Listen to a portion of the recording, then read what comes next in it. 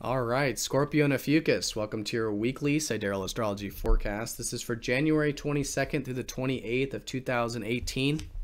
So I did end up getting sick over the weekend, but wanted to make sure I got this video out anyway, so I'm just doing this without video today. And we're going to look at this as usual here. So let's take a look at the shift we just had last weekend, which was the Sun and Venus going into your third house. So you'll likely notice this week that there is this new shift to focus on the practical side of life. Third house is all about communication, focusing on that area, maybe even enjoying a bit of communication. Third house is also the house of learning, right? Focusing on learning, enjoying some learning, right? Maybe it's picking up a book, or maybe a lot of you maybe doing some writing, right? Maybe writing yourself. So all this communicative, synergistic stuff, even business, trade, exchanging, learning from others, getting involved with your peers as well, your community. It's a source of energy and life force for you at the moment, also your enjoyment. So that's the shift that took place last weekend. But in terms of the aspects this week, all the aspects are involving Mercury. And it all starts on Wednesday when Mercury goes over Pluto. So there is this transformation that's occurring. I think for a lot of you, it's about your resources in your second house.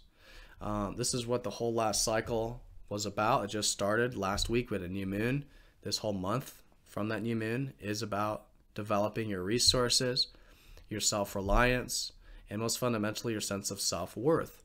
So this is now transforming. So anything you can do to be non-attached, I think, with your resources, with finances, with your values in life and your self-worth, is going to help facilitate this. But I think the process is happening anyways. I think the transformation is naturally going to happen.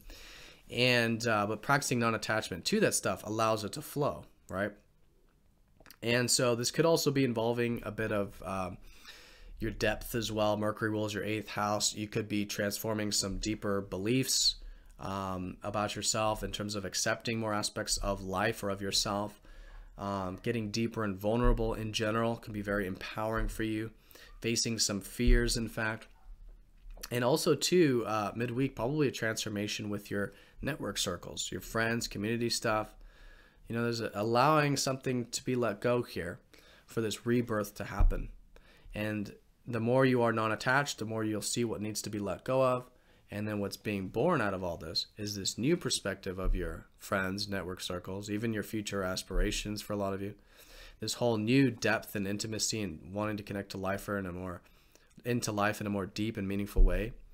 And fundamentally because your sense of self-worth is transforming. And could be externally your finances and resources. So a lot of this I think you'll see once you get to about Thursday, which will be Mercury sextiling Jupiter. And this is us all seeing, I think, the possibilities and potentials, and really as a reminder that this year in 2018 is just fantastic for you to really get into that receptive side of things. Get your alone time, your meditative time. Maybe some of you getting into your artistic side is also 12th house, and just really being more present, right? So there's this opening for this where I think you are more present, you are more connected, you could say, to the vastness of life, more willing to, you know, let go of what's outside of your control, see potentials, and also seeing the transformations that occurred with those key areas. All right, and then once you get into about the weekend, Mercury does square up to Uranus Saturday, Sunday. So this one is collectively challenging, and there's a constructive way of working with it. So if you do find that there is this wanting to break free over the weekend, you're maybe feeling limited in some way, you want to break free of those limitations, do listen to what you're wanting freedom with, because I think you're wanting freedom with more self-expression, more fun, more joy, more passion in your life. Just find that constructive way of doing it. Because with the square to Uranus, we can be impulsive and rash. And with the square, it's a reminder that we want to make sure that we are taking the long-term approach. We're building it. All right, this is a testing part of the cycle.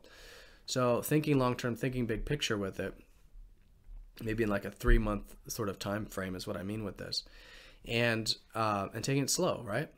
And listen to the freedom and see how you can constructively implement some of that fun or self-expression you want with what is transforming and changing with your inner resources and your outer resources and your values with this Mercury-Pluto conjunction. because there is that synergy point. There is that point where your values do meet up with your self-expression, your joys, and your joys do meet up with what you value. But seeing the big picture, taking it slow and steady, even though they may seem at odds over the weekend. And one thing I do want to mention too, with your ruler in the 12th house, it's still supposed to be a time, I think, working a bit behind the scenes at the moment.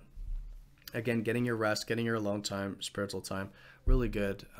While Mars finishes Libra, once Mars does go into Scorpio, a lot of you will start to feel a lot more of the drive and ambition and inspiration. But right now, I think if you're guided to, really good for that meditative rest and spiritual energy.